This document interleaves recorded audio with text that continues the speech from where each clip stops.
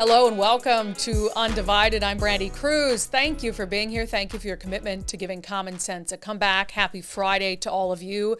A special happy Friday to Undivided subscribers who help us to build this mission, grow this mission. If you'd like to become a subscriber for as little as $5 a month, you can do that at patreon.com/undivided or by becoming a contributor on my locals community, brandikruse.locals.com. A few things coming up today. On Fridays with Friends, my friend Anselhurst is going to join us to talk about the idea of citizen assemblies. He's working for an organization called Democracy Next, and it has this very wild idea to directly allow citizens to come together, chosen at random, and to be part of actual decision-making and policy-making on controversial issues. It's something that's done elsewhere in the world, not in the United States, but we're going to talk about the concept and whether it would work. Also, he's worked for some interesting political campaigns and politicians, and so we're going to just kind of reflect on some of his time with, for instance, Bernie Sanders during his presidential bid. Also on Florida Report, the state of Florida has backed away from a controversial idea to require student athletes to share information about their menstruation. That all has to do around trans athletes in schools, etc. Miranda will have an update for that on that for us. Plus, Governor Jay Inslee has put these really cumbersome requirements down for state employees that include watching a 2-hour documentary on racism in America. I'll have the latest on what he's doing to try to make Washington an anti-racist state. But first, I got to talk about a meeting that happened last night. You know, we've been discussing being your own best watchdog, standing up for yourself when the media won't, when politicians won't. And this has been happening more and more frequently as citizens feel like they're just kept out of the loop on things that impact their families, their kids, their communities. And in now 2 communities in Washington state, Tenino and Enumclaw, there has been this pushback over these less restrictive facilities for sex offenders. So I think we talked about the Tenino one where these sex offenders from McNeil Island, which is where sex offenders are housed, are going to be moved into this house, like up to 5 of them. And it's not as secure as McNeil Island. And so you have residents who are like, first of all, why weren't we asked about this? And we have some really serious concerns about whether these sex offenders can actually be kept securely at this facility. And there was a meeting over the same issue in Enumclaw last night, and that shit got wild. I didn't see it initially, but I was talking to a state lawmaker about some bills they're proposing to deal with all of this, and he mentioned it, and I was like, oh my God, I got to go watch this. So there's this one moment of the meeting in particular. There's a woman who, and this is really crucial to understanding how egregious this is, she is a victim's advocate. It's her job to support victims of sexual abuse and sexual violence. She gets up at what was an already heated meeting, and she addresses, in particular, the concern about these sex offenders being placed in close proximity to a school bus stop. Here is what she had to say. Now, I want to address the school bus stop. I don't have a dog in this fight.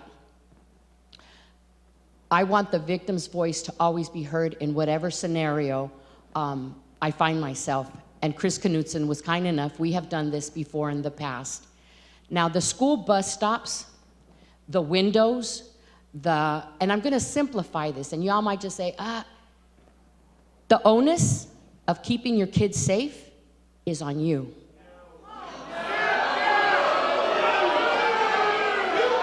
You need to talk to your kids. You need to open a dialogue with your children. Keep them safe at the bus stop. What can you do? How? Stand up, stand up.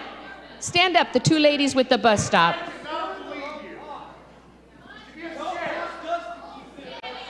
No, what I'm telling you.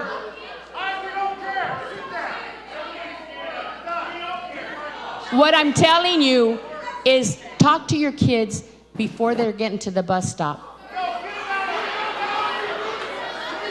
I can't hear you. Yeah, so that's a victim's advocate basically saying, hey, if your kids get sexually assaulted, it's on you. Now, Is there some validity to the belief that it's up to parents to make sure their kids are safe to the extent they can? Of course, all parents know that. Parents are doing what they can to keep their kids safe. But that doesn't negate their concerns about violent sex offenders living near a school bus stop. There's only so much you can teach your kids.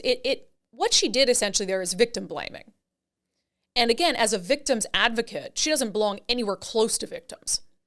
It is such an egregious statement. And if you're just listening on the podcast and not watching the show today, what you won't see is, you hear the parents in the crowd like get more and more animated. And all of a sudden you just start to see their heads pop up because they're just starting to stand up because they're seated in this auditorium. And now they're all just standing up, shouting at this woman who just carries on like what she said wasn't absolutely ridiculous, just egregious. And it just goes to show that the concerns of these parents in these communities are so valid. They have every right in the world to be informed when violent sex offenders are going to move into their communities. They have every right to be concerned for the safety of their kids. No, it doesn't fall exclusively on their shoulders to make sure that some child rapist doesn't get a hold of their kid at a bus stop. That statement in and of itself speaks to why it's so important for these parents to be advocating on their own behalf. And I know there are some laws being introduced in Olympia right now, although the clock is ticking as to whether they're going to get support, that would mandate better notification of these families and would also put a pause on transferring sex offenders from McNeil Island until all of this is sorted out in a way that's more transparent. And that's no-brainer stuff. That's really important stuff. Any parent, this isn't political. It shouldn't be political. And I imagine at that meeting there were parents of all different ideologies. Because when it comes down to your kids, politics goes out the window, and common sense has to rear its head. And I'm so proud of these parents in these communities for standing up for themselves, for speaking up for themselves. And I will tell you, if I had a kid and I was in that room, I would have been just as pissed off at being told, "Oh, don't worry about the bus stop. That's your problem. That's not our problem." No, you do share some of that responsibility. So I just had to play with that for you guys because I saw that and I was like, oh my God. I hope that lady got an escort to her car because that crowd was absolutely livid. But to those folks in Tenino and Enumclaw, just keep speaking up for yourselves, standing up for yourselves, because what you're doing right now is going to help other communities who would have had one of these facilities shoved down their throats without any sort of input on the matter. And I really hope that at the state level, there can be some policy changes that go about this in a different way. There was a really interesting email sent out by Washington Governor Jay Inslee to all state employees after Tyree Nichols was killed in Memphis. And we talked about the Tyree Nichols case. You had these 5 black officers, and Tyree Nichols was black, and the officers were part of a specialty unit called the Scorpion Unit. And they beat Tyree Nichols to death for no reason. I mean, I'm firmly convinced that there was no justification for it whatsoever. I mean, I don't know how you could justify what happened to him. But after that happened, Governor Jay Inslee put out an email, and I was sort of holding on to it because I had other things, but there was a secondary issue that popped up this week that made me revisit this email. So the governor sends out an email to all state employees, and the subject line is Tyree Nichols and why our pro-equity, anti-racist work matters. And in the email, the governor is talking about steps they've taken to make Washington an anti-racist state. But, one of the things that really stood out to me is he's talking about racism through the lens of Tyree Nichols, which I just don't understand making that a racial issue when the officers were black and Tyree Nichols was black. The governor wrote in this email, late Friday, officials in Memphis released the video footage depicting the brutal murder of Tyree Nichols by 5 police officers. Such violence is not new, and unfortunately, it remains frequent. Tyree was simply trying to get home. He should be home. I agree with that. He went on to say, many of us see stories like Tyree's and feel overcome with anger, sorrow, confusion, fear, and grief. Among the black community in particular, each of these deaths compounds the profound trauma stemming from centuries of anti-black violence.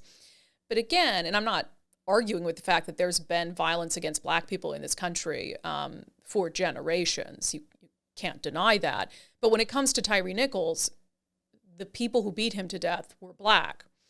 So anyway, this email just sort of sparked sort of an interest in what, these anti-racist efforts are with the state. And then this week, state employees got an email into their inbox talking about steps the state is going to be taking to basically put some of these initiatives into practice. So state employees got an email, and it talks about how they are mandated to do equity training. So I'll just read a little bit of this email. It was sent out from the HR department. In April 2018, Governor Jay Inslee issued a memorandum, it's called Inclusive and Respectful Work Environments, calling on agencies to take action to create inclusive and respectful workplaces. That's fine. I mean, we want to make sure that you go to work and you are accepted regardless of your race or gender or sexual orientation, and that work is a respectful environment, that the workplaces have been doing this kind of stuff for a long time. The email goes on to read, in 2022, the governor issued Executive Order 22-2, called Achieving Equity in Washington State Government. It calls on the State Human Resources Division at the Office of Financial Management to issue a directive requiring all executive cabinet agency employees to complete diversity, equity, and inclusion training that aligns with the Office of Equity's pro-equity, anti-racist plan. A lot of words there, a lot of woke words. So anyway, it says that it is working toward developing this training that they're calling a path toward equity, disrupting structural racism through awareness and belonging. And as part of this email, they said they directed employees to read up on what this is going to entail. And then they said the required training includes a prerequisite viewing of the documentary Who We Are, A Chronicle of Racism in America. So before they can even start this diversity, equity, inclusion training, they have to watch a 2-hour documentary about racism in America. Now, I went to see if I could try to find this documentary, and you have to buy it. It's like $20, so God knows how much the state paid for the privilege of having its employees watch this documentary. I did find a trailer for it, so I'm going to play that for you now. We had been on a path toward racial justice that was amazing. There was the Civil Rights Act, the Voting Rights Act. We were at a tipping point.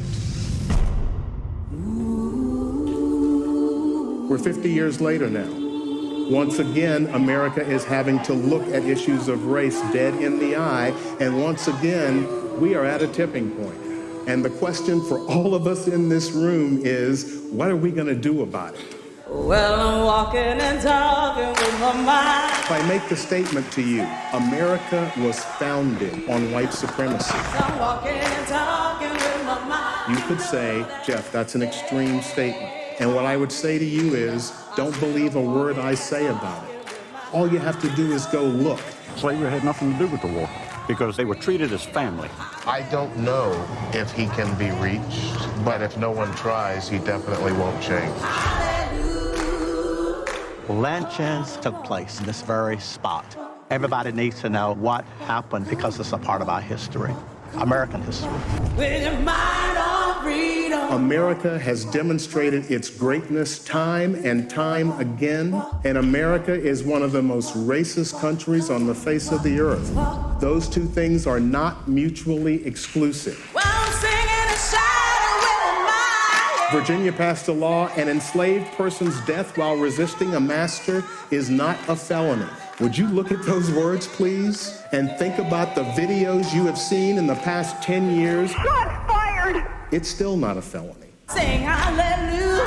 We want all Confederate memorabilia removed from our city. We have to save other lives. It's just too big of a story. Hallelujah. And this is who we are in America. Hallelujah.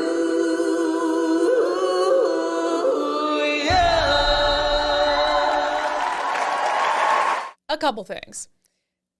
Just from that trailer, I mean, saying America is one of the most racist countries on earth is just a ridiculous statement. We have, there's like this inability to acknowledge that we've come a long way as a country. Yes, we have a terrible, terrible past, but being able to learn from that, move on from this idea that people need to be treated inherently different because of the color of their skin. That's what we tried to move on from. And now we're sort of taking us back to that place in time.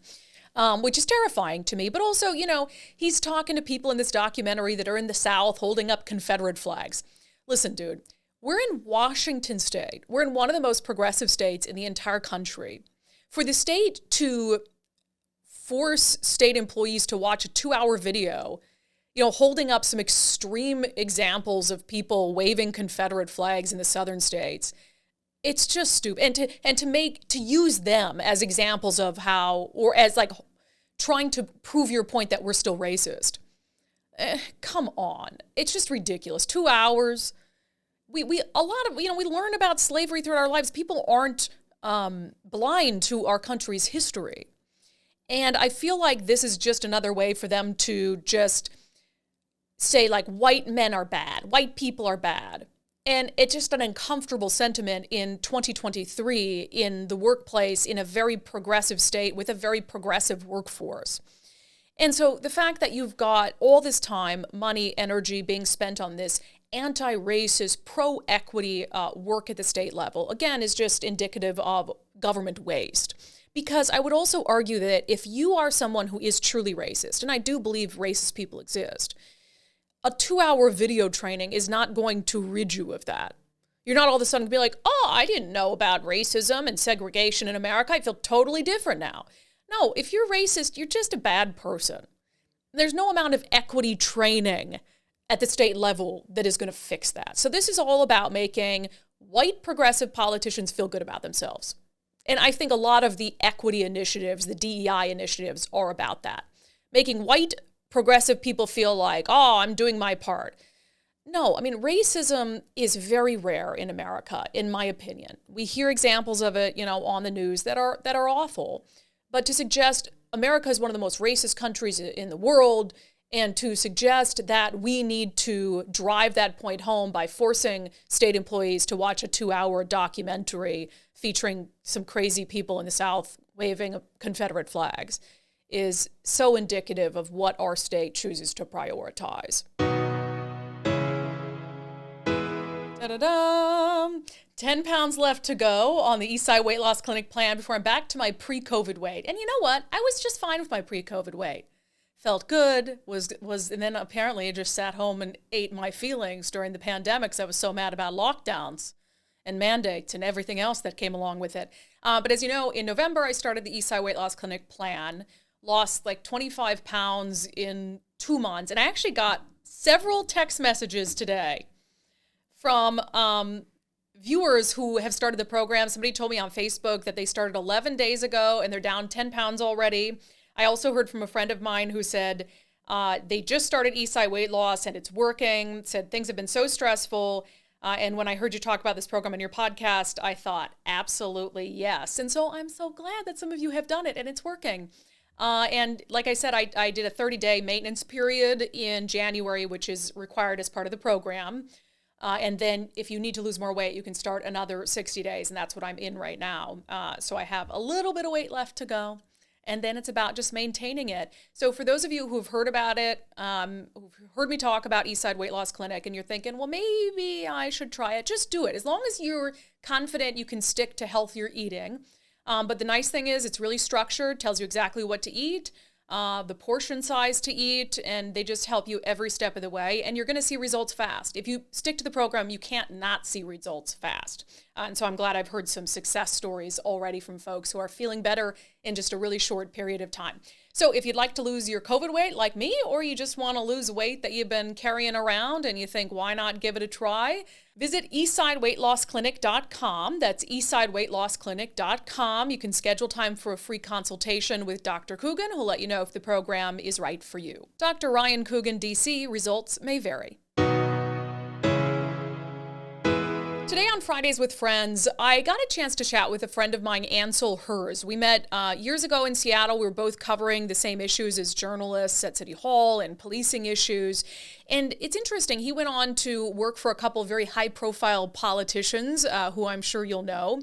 But now he's working for an organization called Democracy Next, and they're experimenting with this idea that citizen-led efforts to tackle some of our most controversial issues might be the best path to stop this really divisive nature of our political discourse. It would experiment with the idea of something called a citizen assembly, which is done in other parts of the world, where you have, much like jury duty, citizens who are brought together to come up with policy recommendations or make policy decisions. So Ansel and I chatted about his time in Seattle, about some of the politicians that he's worked for since then, and also about this new effort with Democracy Next.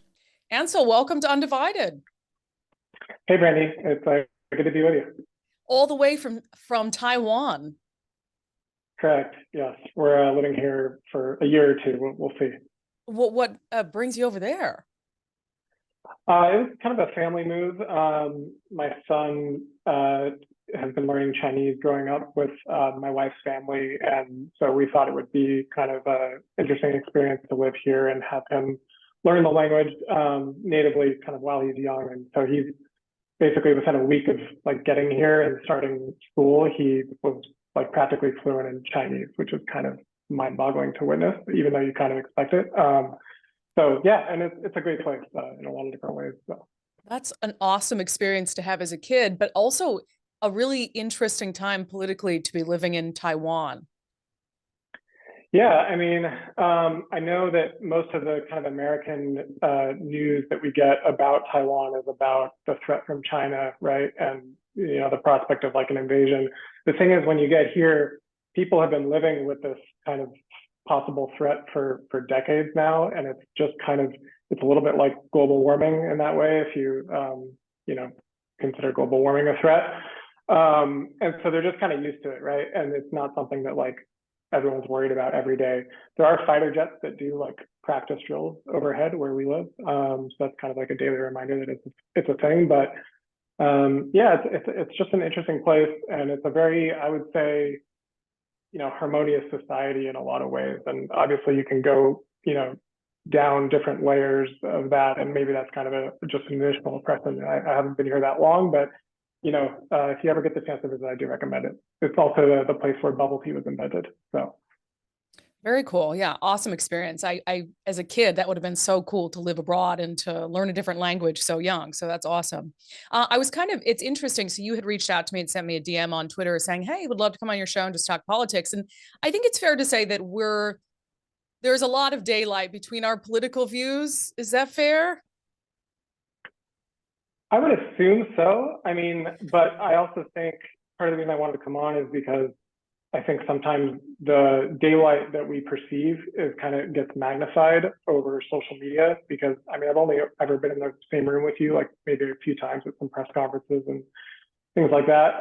But every time I have been in the room with you, I've in general, you know, thought that you were kind of like a fair and professional and seemingly genuine person, right? And I don't know, hopefully I gave off somewhat of a similar impression. I don't know. And so, yeah, I just think that, you know, maybe, you know, if we have the time and the chance to kind of chat more, we might have more common ground than we expect. And that's kind of the direction that I've gone in my career lately. And so I guess we can talk about that as well. Yeah, I definitely want to build up to your work with Democracy Next, because I'm just learning about that organization. After you messaged me, I was sort of diving into it a little bit. And so I want to talk about that for sure. You mentioned, you know, we met covering press conferences together because you were a reporter for The Stranger, which people of this show will be familiar, because The Stranger writes something about me like every week, how I'm a right-wing, you know, whack job or something. But what was your beat at The Stranger when you were there? Well, I started as an unpaid intern, and my byline when I started was literally unpaid intern. And you didn't see my name until the very bottom of the article. And so, you know, that was like the tongue-in-cheek kind of nature of The Stranger, kind of poking fun at the fact that like I wasn't even being paid. But, you know, I worked my way up to being a staff reporter, and eventually kind of took over the police beat in particular. And, you know, I'm proud of the work that I did there. I think I broke a number of important stories. You know, you mentioned your listeners may not have that positive impression of the newspaper. I don't really know. I think the one thing, though, that you can appreciate about The Stranger, right, is that at least you know what you're getting. Yeah. I never tried to, you know, hide my political beliefs or my political biases, right? We're all subjective human beings. And I actually believe that journalists should be more honest about that, like from all quarters. So, you know, the New York Times and the Washington Post kind of hold themselves out as being omniscient or being objective.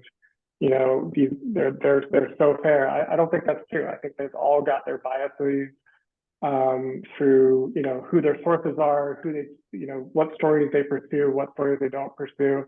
And so it's just better, I think, for journalists in general to try to be fair for sure, but also just to be honest about, we all have our beliefs and our biases that we bring to the work and not pretend to hide it.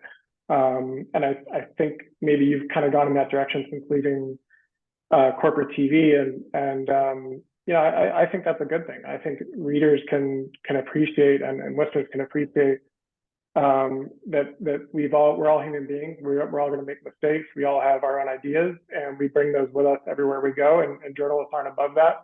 And I think actually readers and listeners start to get annoyed when journalists pretend that they're a class above, and they aren't, and we aren't. And so I always actually like that about The Stranger, more than say the Seattle Times, right? Like The Stranger is it's a bunch of rambunctious lefties mostly, and trying to kind of report on the city and give their take. And sometimes that's done with original reporting as well. And I think I did a fair amount of that, with public records requests and other sorts of things. So.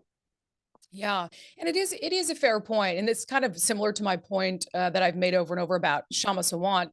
I don't agree with her, but I do know what I'm getting from her, and she's always going to be very consistent. That's very true for The Stranger as well. And yeah, I kind of laugh sometimes at the blogger types in Seattle who will say, "Well, you're not a journalist," and I say, "Well, I know I'm doing commentary. It says it in my bio that I'm engaged in commentary and giving my opinion on politics." From the time that because when did you leave The Stranger? It was a little bit before Trump was elected, so a little bit before 2016. Okay. That time what we were covering was when it came to policing and stuff was the consent decree and this federal oversight of the Seattle Police Department. When you look at, what you were covering related to policing then and what's going on in the city right now, with the short staffing, some of the crime issues that we're having, some of what happened in 2020, I guess, can you talk about that through the lens of what you experienced covering policing in the city, in City Hall for that matter?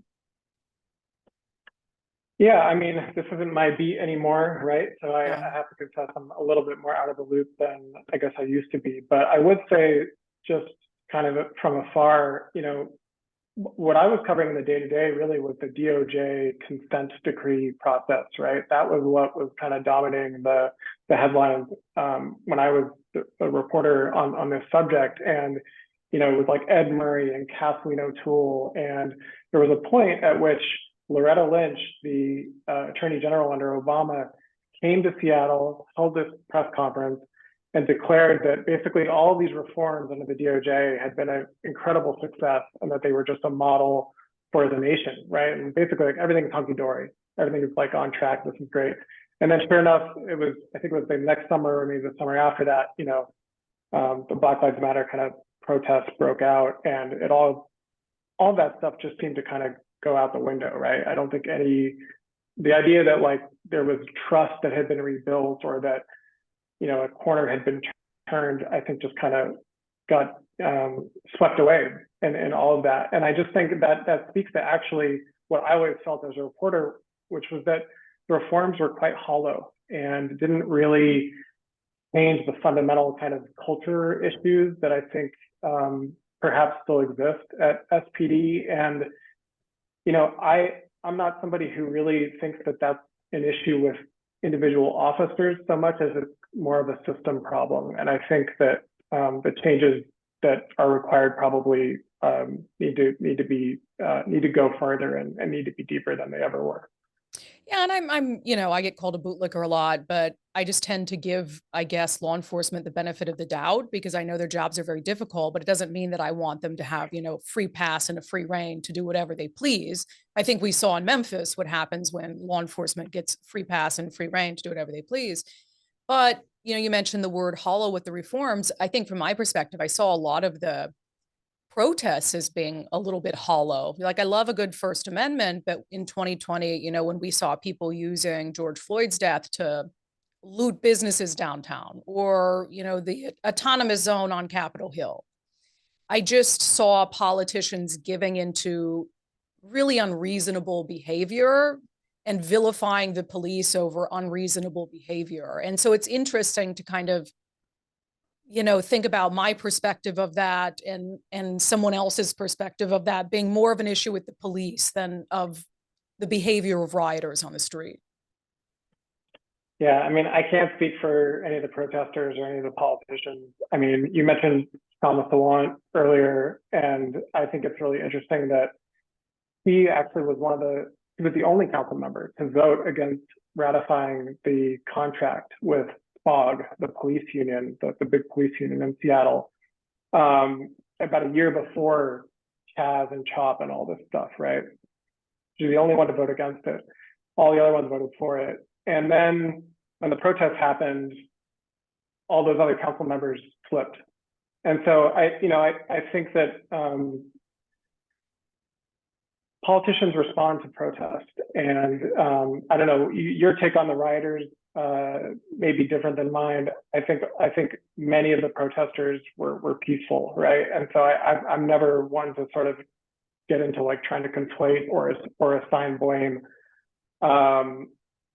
Yeah, I mean, I just think that that consistency point is interesting, and yeah, it's part of why I've ended up working for Democracy Next. Yeah, you always have the good actors and the bad actors, the people who have good intent, good intentions, and bad intentions. I think that's true with police. I think it's true certainly with folks who were in the streets in the summer of 2020. You went on from The Stranger, and your first job out of that was to work for Congresswoman Jayapal. Is that correct? Yeah, that's right. Are you surprised by just how quickly her star has risen? No, not really. I mean, I think she always kind of intended and hoped to use her congressional seat to try to kind of spur nationwide change, to not just be an advocate for Seattle and for her constituents, but really to kind of like use that platform in a very effective way. And yeah, I mean, I think she's done that, whether you agree or disagree with the things that she's fighting for. And your role with the Congresswoman was it press secretary? I was her deputy communications director. And what was it like to work for her? She was great, and I think is great. Very demanding and very hardworking, and I think that's probably what you want in a politician sometimes more than or in a member of Congress. So I'm proud for having worked for her, and I think that she's gone on to be the leader of the Progressive Caucus, and she's definitely playing an integral role in sort of some of the policies that are being developed now at the national level. So I think she's overall doing a great job. I'm sure your listeners might disagree with that, but I think the one thing again that like you can't really take away from her is that she's not taking corporate money. She doesn't take back money. So she's unencumbered in that sense, and I think fighting genuinely for her beliefs. There was some negative headlines about the Congresswoman. People in her staff were coming out saying she was horrible to work for, very, very demanding. You mentioned earlier, she is very ambitious. She is very hardworking. Do you think that those criticisms were fair, or was it sort of that you've got this ambitious, hardworking woman and it was sort of taken the wrong way? I would say more on the latter side for sure. I think that again, I think she worked harder than anyone else in the office. So I don't know what else to say. And I think she just expects her staff to work hard as well. And I never saw anything untoward. And so I mean, if some people had issues with it, I don't know really what to say. Do you think Gen Z is just not used to high expectations in the workplace? No, I wouldn't put it that way, but I think there's other offices where that's an issue. In general, congressional offices, actually, there's a congressional workers union now that has, I think, just launched this last year. And one of the interesting things is that for a long time, congressional staff have not had any sort of union protection, and so you can get kind of fired at the drop of a hat. So I think on a structural level, there should probably be more protections for staff who are in these very like demanding, high, intensive jobs that require a lot of hours and require you to be extremely responsive. And so I just think that that's a really good effort. You know, if you really care about staff and congressional offices, go support that union. Yeah. Quickly, I do want to ask you about Bernie Sanders. I actually think that you got me an interview with Bernie Sanders. Was that your doing? Could have been. Yeah, maybe. Well, because you worked for him when? I was working for him during his second run for the presidency. Yeah, he came to Tacoma, and I want to say that you had given a few names of reporters to sit down with them. We had a very lively 5-minute interview. There was a lot of I'm sure you pointing. did. Yeah, we had an interesting interview. I got an immediate first impression of him that was not positive. It was just the way he was speaking to his staff, the way he spoke to me, but he's kind of this gruff guy, I guess. You know, he's an old curmudgeon. What was your experience working for him in a presidential campaign? I was actually, I'll just say it was fantastic. It was, yeah, I mean, I had a lot of fun, and I thought that it was great. So, and Bernie was a great boss as well. So, you know, I would say as well, like, pretty demanding and, you know, very hardworking.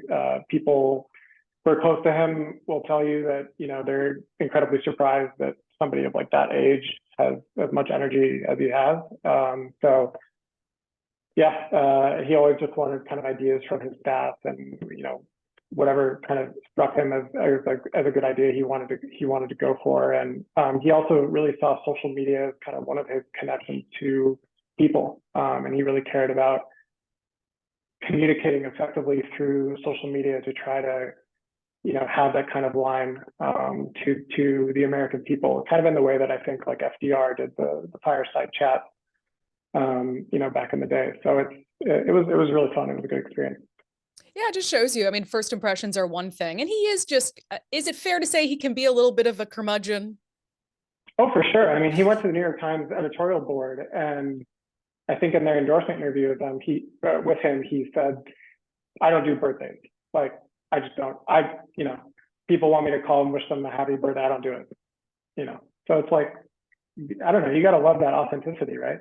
He is who he is. On that kind of, you know, that was an interesting election because, again, you had that kind of, you know, I'm reminded of him and Elizabeth Warren on stage during the presidential debate, and she said he called him a liar, and there was sort of some, you know, real tension between the two of them. Did that kind of play out behind the scenes? I mean, was there as much tension behind the scenes amongst the Democratic candidates as the media was suggesting there was publicly? Well, I wasn't some super high-ranking guy or anything, so I don't really know the ins and outs of it. But I guess I will say that, and maybe this can be start of a transition to talk about Democracy Next. I mean, Elizabeth Warren and Bernie Sanders probably agree on like 90% of things or more. I don't know, right?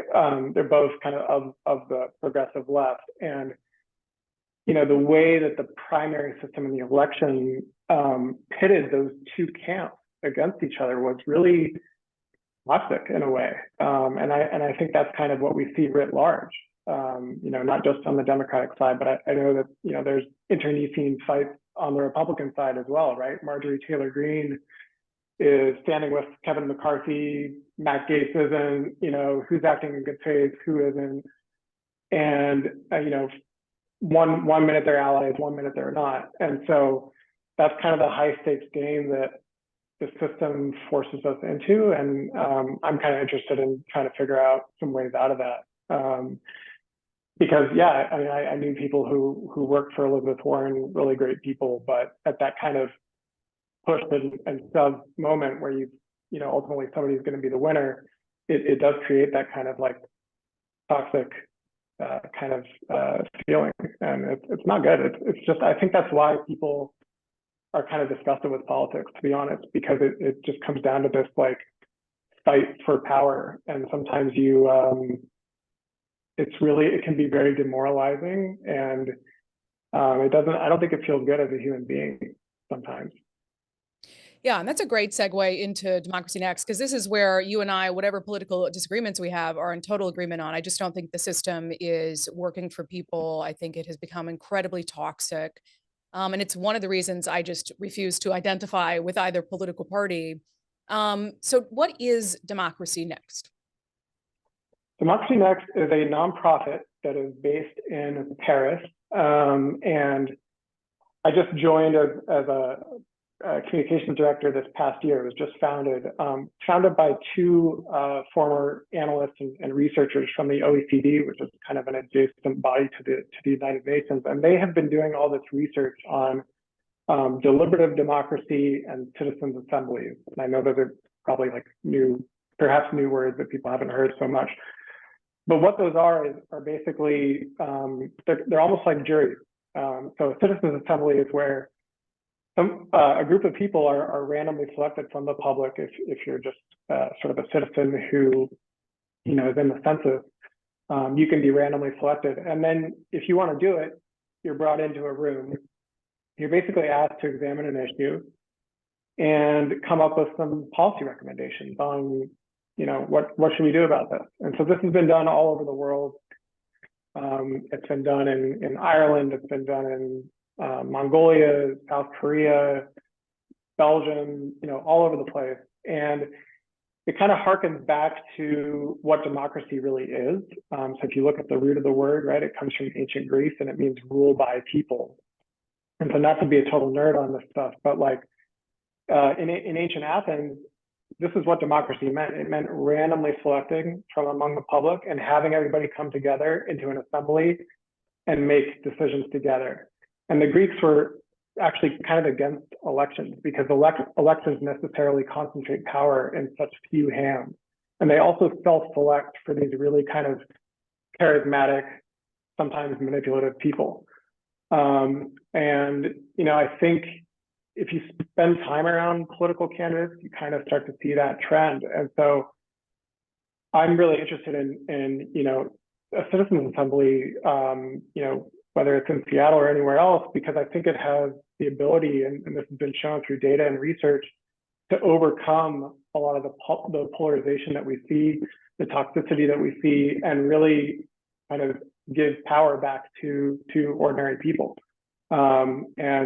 Where this has happened, when people come into the room together, it's not like they start yelling at each other and declaring, "I'm a Republican, you're a Democrat, you suck." Actually, what happens is once you're face to face, just like in a jury, this happens in American juries, every day, right? Our jury system still seems to work and hasn't been destroyed by this polarization. Once you're in the room together and you kind of know that you have this duty as a community and with the people around you to figure this issue out, it usually works. And often the research has shown, and this has been done in America as well, that the viewpoints sort of start to converge, right? And people start to sort of think about things in ways that they hadn't before, and you get out of the bubble that perhaps you're in. If you're a listener of this program, or perhaps I've been in a bubble a little bit over the past decade. So that's really what it is, and that's what the organization is about. It's really interesting in concept. I have a lot of questions about it in practice. How would that fit into our current system? Because it sounds like if you're going to do that, it's a complete overhaul of what we're doing now. And so you mentioned like Seattle. Is it something that would be better started at the local level as opposed to trying to change, a system that's been in place in the United States for so long? I mean, probably. I think most change starts a little bit small, right, or starts local.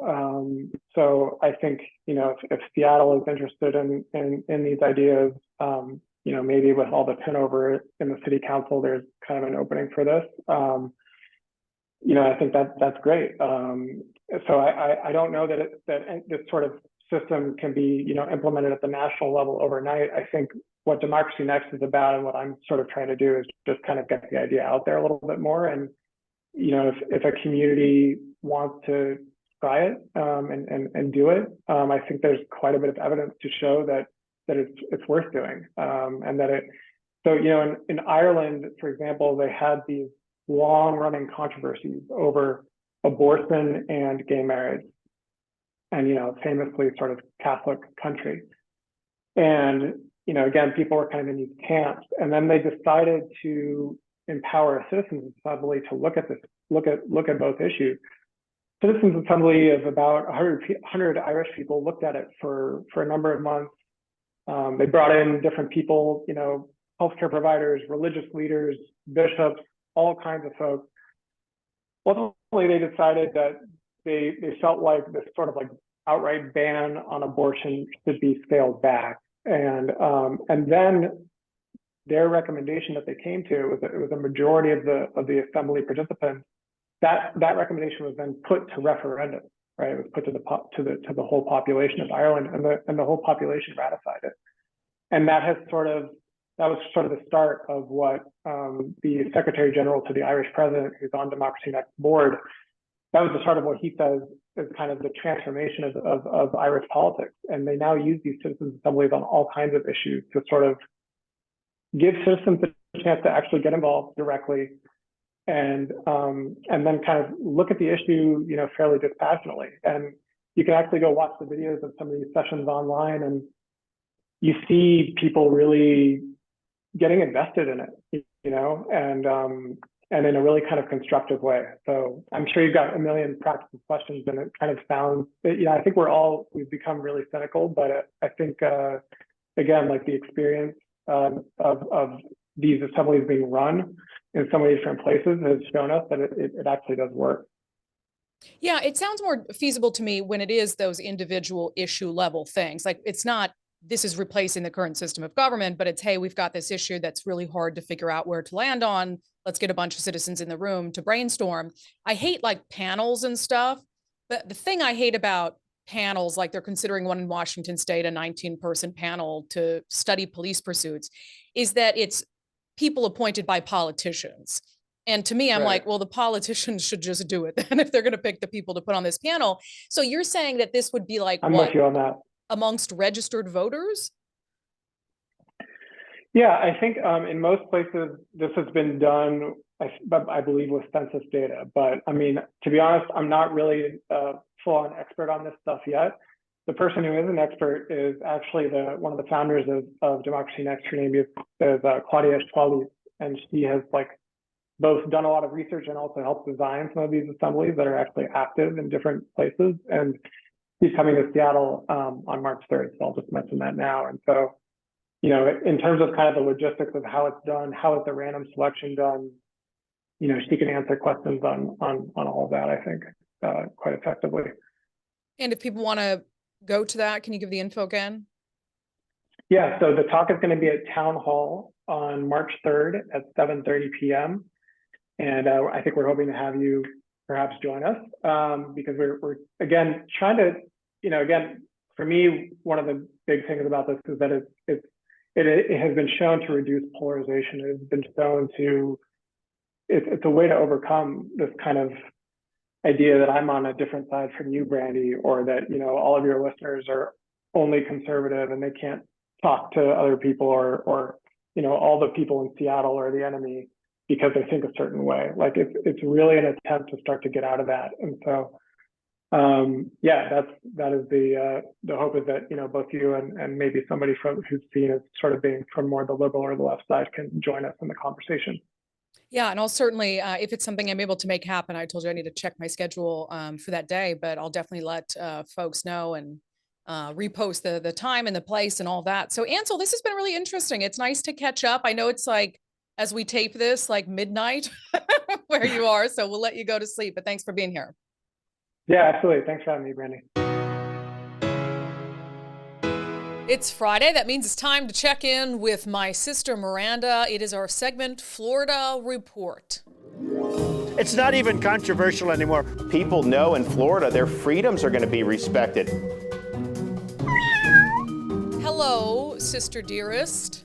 Hi, how are you? I'm good. Sorry we canceled on you last week, but as you know, I got locked out of the studio, but it turned out fine because it was your birthday. How was your birthday? My birthday was great. Thank you. I didn't do too much. I kind of took the day off, took a nap, which was fantastic. And then I really wanted to just go get hot dogs. So I made my boyfriend find a good hot dog restaurant. We went and ate hot dogs. So it was a nice birthday. Yeah, 36? 36. Oh man, we're getting up there, aren't we? I know I'm closer to 40 now, and it really stresses me out a little bit, but then it's also like, nah, like it's fine. I can handle aging. It's all okay. good. It was really fun to have you here for a week. We went wedding dress shopping, went to Leavenworth, did all sorts of fun stuff. Yeah, I actually always really enjoy my trips out there, not just because I get family time, but because I do really enjoy just being up in the Pacific Northwest. You guys have just such beautiful landscapes. Yeah, so does Florida. So let's dive into it. There was this story that was highly controversial that there has been an update to. We didn't talk about it because I think we would have ended up talking about it last week. But so Florida schools were going to ask student athletes about their menstrual cycles, their periods. Yes. And the thought process behind that was? I am assuming the thought process behind that is simply just to kind of have another angle of attack, for lack of a better word, against transgender youth, in my opinion. I'm not sure what they were planning on doing with the menstrual cycles, but for me, it just seems like a way of like maybe calling out a transgender youth who can't answer those questions and maybe identifies as a female. I really don't know. But they're not doing it anymore. So, well, before we get to the update, it's because Florida doesn't want biological males competing with women. And I agree with that sentiment because they're just not the same. And I don't think that's fair to young girls who are trying to be competitive.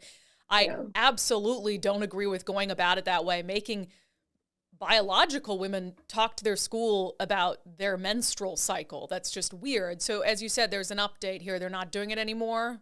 Yeah, they had an emergency meeting this past week, and they removed all questions of a child's menstruation from these forms, which they should. I mean, the only people that should be asking about that are your doctors or your parents, and that's about it. But yeah, you're right. I mean, I kind of agree with you. I also think this is one of those things that's like, they should just let like kids decide. Like kids should be able to vote whether or not they want that within their peer groups, not parents. I mean, that's my attempt at trying to like allow the youth a little bit of a responsibility towards their new generation that maybe we don't understand fully. Because like, what if the kids are like, I don't care if they have transgender males and females, you know, playing sports. We haven't really asked them, as far as I know. So I don't know how I feel about it, but I definitely am not cool with them having such personal questions on school forms. Well, and it also, you know, I think when we get lost in these culture wars, we also forget our values. And, you know, for Republicans in Florida who are in charge, it is very much not a limited government value to be probing like that into a child's life at school. And so I think, you know, you can get so caught up in the culture wars and some of these issues that you lose sight of what you say you're all about. So I'm glad they backed away from this. That's just a different level of absurdity. There are ways to go about it without asking about menstruation. Very true. Right. I'm an adult female and I don't even like talking about it. So I can't imagine being a girl faced with those questions. Exactly. You did a little sleuthing this week. So we've been talking a lot about homelessness in Washington State. And you've said, and I've noticed when I've gone down there, yeah, I see the occasional homeless person, but you do not see the encampments there that we see here. But you did see one. It was the first one you'd ever seen down there. And you did a little digging into what it was. Yeah, so I was driving down the highway on my way home, kind of close to the airport. And I just, you know, was stuck in a little traffic. So I was just looking around and I saw kind of out of the corner of my eye down off the highway, an encampment of obviously of homeless nature. And I was like, oh, wow. So that's where the homeless people are. So I just kind of quickly Googled, you know, SR 112, which was the state road I was on, and homeless encampment. And it comes to find out that these people that live in this homeless encampment are actually sexual predators. They're sex offenders, and they're convicted sex offenders, of course. And I found out that Miami-Dade County has really strict restrictions on where sex offenders can actually live. And it's so strict that they can't really live anywhere in Miami. So they've kind of been forced into homelessness because they can't be within 2,500 feet of bus stops, schools, even homeless shelters, they can't even be close to. So they literally had to create their own community somewhere else. And I found it. And you found it, unfortunately. I mean, I don't think it's fair to say they were forced into homelessness. I mean, they're the ones who are sexual predators, and also they could move outside of Miami-Dade County to an area where the restrictions aren't so high. I mean, there are places in Florida where they can live, but for whatever reason, they've chosen to instead have this little homeless encampment in Miami-Dade County. But it does concern me. I would rather them loosen the restrictions a little bit so that they're living somewhere where you can better keep track of them. You can't keep track of sexual predators who are living in tents. Yeah, and I thought that too. I'm like, that's a little bit of a loose way to have them where they live, because who knows where they roam, you know what I mean? But like, I also did a little bit more like back research and realized that when I first moved to Miami, we have a land bridge. We have 2 land bridges that connect the city of Miami to the city of Miami Beach. For those that don't know, Miami Beach is actually its own entity. It's an island separated from the city. On one of the land bridges is where they were originally camped out at, and that was between like the years of like 2006 to 2010, before they finally cleared out the encampment, because it's like, you know, you have all these tourists driving to the beach and there's tents all along the highway. So this is apparently where they moved them after they kicked them off of Julia Tuttle. They moved them over by the airport. And they've tried to, ever since 2019, I've been finding articles about them trying to move them again. They kind of go through and clean up the space from time to time, but like, there still is no other place for them to go. And like you said, like, if they could loosen the restrictions a little bit so that they could find homes, they could be easier to track. Well, the state of Florida, their law is 1,000 feet from those locations. But we had a lobbyist in the early 2000s that had a daughter that was sexually abused by somebody. And so he became really passionate about this.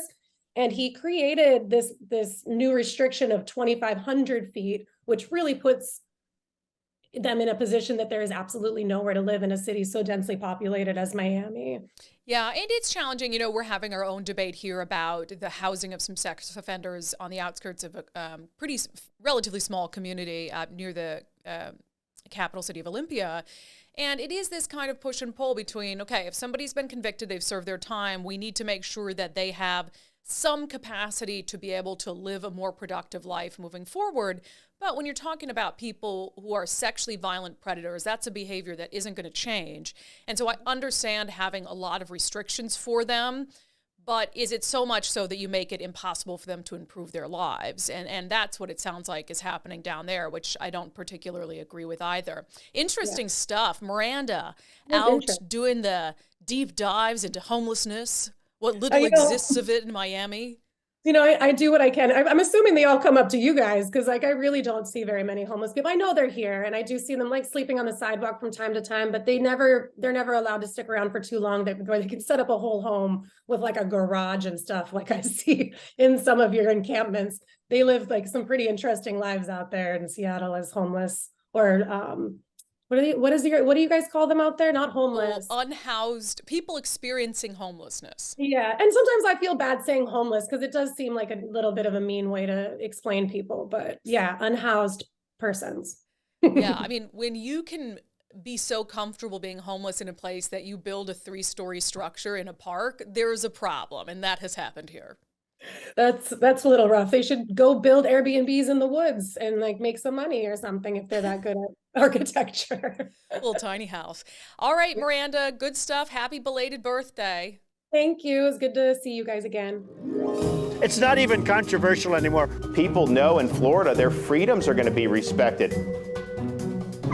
All right, we went a little long today, but happy Friday to all of you. Have an absolutely wonderful weekend. I've got some relaxing plans of my own, but keep in mind, you know, we've been making some calls to action on certain bills, like the Pursuit bill. I just talked on the Wednesday show about Senate Bill 5599, which like gives shelters cover to kidnap your kids if they're there for, you know, some sort of protected health care. It's just odd. Next Friday, so a week from today, is the cutoff for bills to make it to the next stage. in the process in Olympia. So really, there's only a few days left if you haven't made your voice heard on some of these bills to do that. So I'll keep that in mind, and maybe that's a good task for you this weekend. Thanks for joining us on Undivided. I'm Brandi Kruse, and a special thank you to subscribers. If you don't subscribe already, it's just $5 a month to support this podcast and the work we're doing. You can do that at patreon.com/undivided or by becoming a contributor on my locals community, brandikruse.locals.com.